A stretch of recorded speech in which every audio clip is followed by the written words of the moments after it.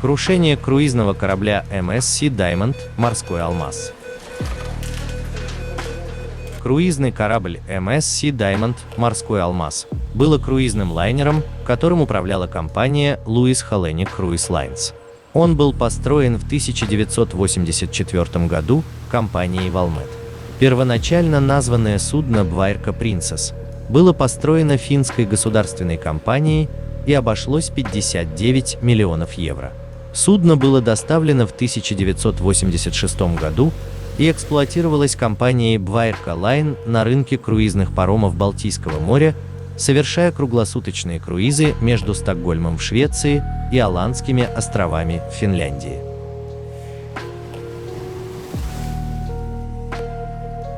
В период с 1990 по 2003 год он также совершал более длительные круизы по Балтийскому морю в летний сезон. В 2006 году судно было остановлено в Мариехамне и выставлено на продажу. В феврале 2006 года она была продана на Кипр на Louis Cruise Lines для США за $35 миллионов. В исходном состоянии корабль имел только крытый бассейн в секции сауны на палубе. Совершили реконструкцию корабля, установили новый открытый бассейн и увеличили площадь террасы на ремонтной верфи. Спустя полгода, 5 апреля 2007 года, приблизительно в 16 часов, круизное судно Sea Diamond село на мель на вулканическом рифе к востоку от Ниакамени, в кальдере греческого острова Санторини, начало набирать воду и занесло в плаву на 12 градусов по правому борту, прежде чем ее водонепроницаемые двери были закрыты.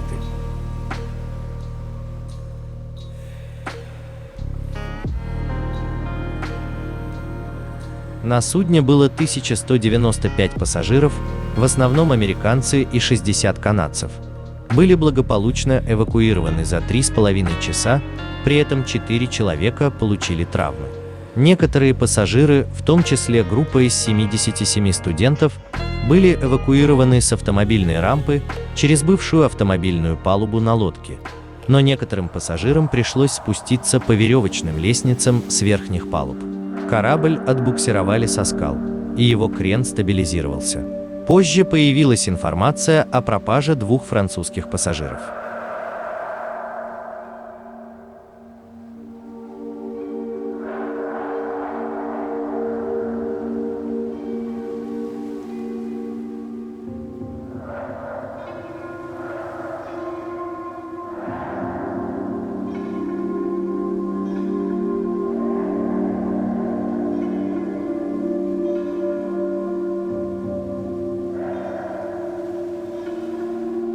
Большое количество воды заполнило борт, привело к тому, что судно затонуло незадолго до 7 часов утра 6 апреля 2007 года, всего в нескольких сотнях метров от берега.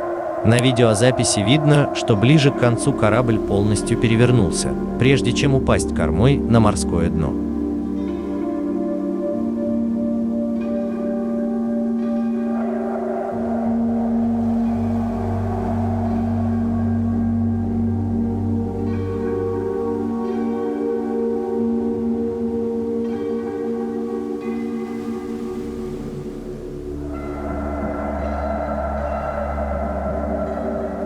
Отсутствующие 2 гражданина Франции, Жан-Кристоф Ален, 45 лет, и его дочь Мод, 16 лет, числятся пропавшими без вести.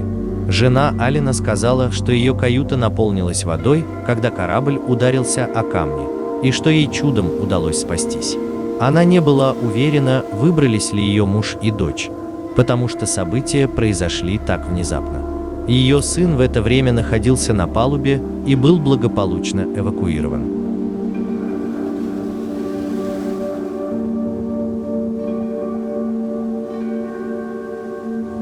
Семья была размещена на самой нижней пассажирской палубе. Водолазы обследовали затонувший корабль 6 апреля, чтобы собрать информацию о текущем местоположении судна и найти пропавших без вести пассажиров. Но обыск каюты ничего не дал. 10 апреля водолазы продолжили поиски, но никаких сообщений не поступало. Позже в тот же день местные губернаторы извинились перед французской семьей за своих пропавших без вести родственников.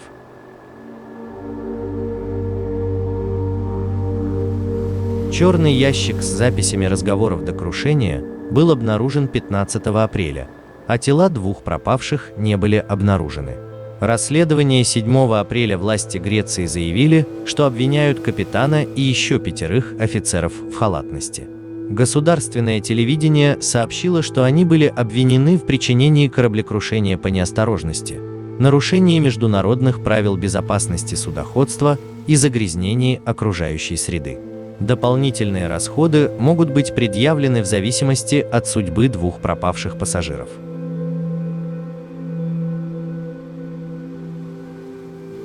Расследование, проведенное группой защиты капитана судна и Louis Cruise Lines после подачи иска против них, включали новое гидрографическое обследование района аварии на Санторини.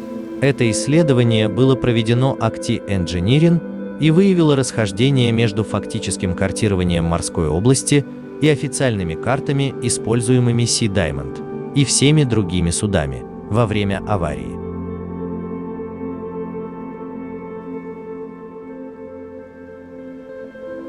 В подробном исследовании утверждалось, что риф, о котором столкнулся Sea Diamond, на самом деле находится на расстоянии 131 метра от берега, а не на расстоянии 57 метров, как неправильно обозначено на морской карте.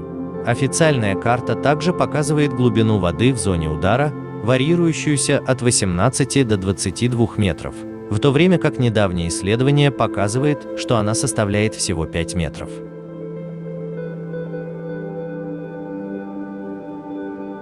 Результаты, полученные ACTI Engineering, были переданы греческому гидрографическому управлению ВМС Греции и другим ответственным органам с целью внесения необходимых изменений в морские карты и предотвращения подобных аварий.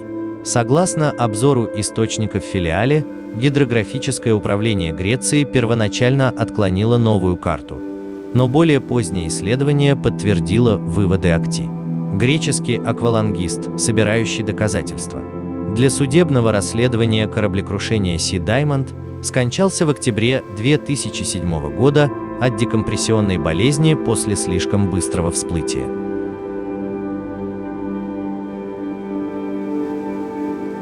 21 августа 2007 года в Федеральный суд Соединенных Штатов был подан иск от имени пассажиров, которые находились на борту корабля, когда оно затонуло.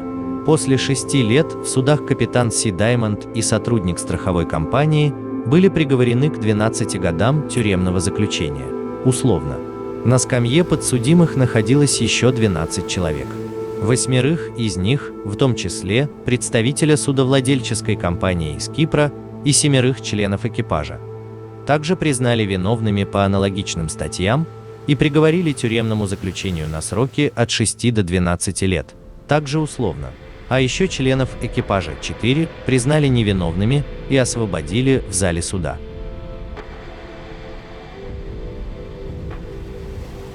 После затопления жители Санторини требовали поднять и удалить затонувший корабль. Были заданы и другие вопросы, но так и не ответили, почему корабль переместили на более глубокую воду, чтобы вообще было разрешено затонуть. В мае 2011 года правительство Греции заявило, что удаление Sea Diamond будет слишком дорогостоящим, и заявило, что стоимость подъема корабля в размере 150 миллионов евро должна быть ответственностью страховщиков и компании, владеющей судном. В октябре 2017 года Министерство торгового флота Греции объявило, что затонувший корабль будет поднят из-за экологических и навигационных проблем. Однако желающих участвовать в нем так и не нашлось. Это объяснялось недостаточным финансированием, а также сложностью поставленной задачи, ведь на момент аварии в задраенных баках Sea Diamond находилось порядка 400 тонн мазута, 100 тонн смазочных материалов и 50 тонн гидравлических жидкостей. По мнению людей, затонувший лайнер остается своеобразной бомбой замедленного действия, которая может сработать в момент разрушения судна и тогда масштабной экологической катастрофы избежать будет невозможно.